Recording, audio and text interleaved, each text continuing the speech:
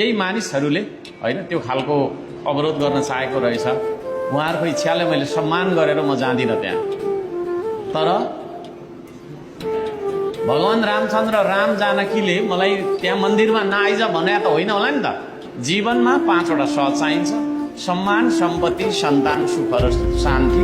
त्यो सम्मान होइन मैले बुझे कारणले मलाई अपमान गर्ने मान्छेहरूलाई पनि मुरी सम्मान छ। आज मन्दिरमा जाने भन्ने कुरा पनि अलिकति भएको थियो, तर अघि श्रमदाताहरू त्यहाँ जाँदाखेरि होइन म चाहिँ उता बाटैमा थिएँ, बर्दिवासमा आउँदै थिएँ, माथि नै त्यस्तो कुराहरू आयो।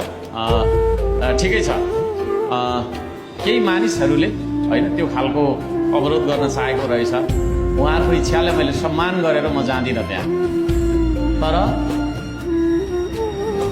भगवान जानकीले मलाई नआइज भन्नुभएको होइन।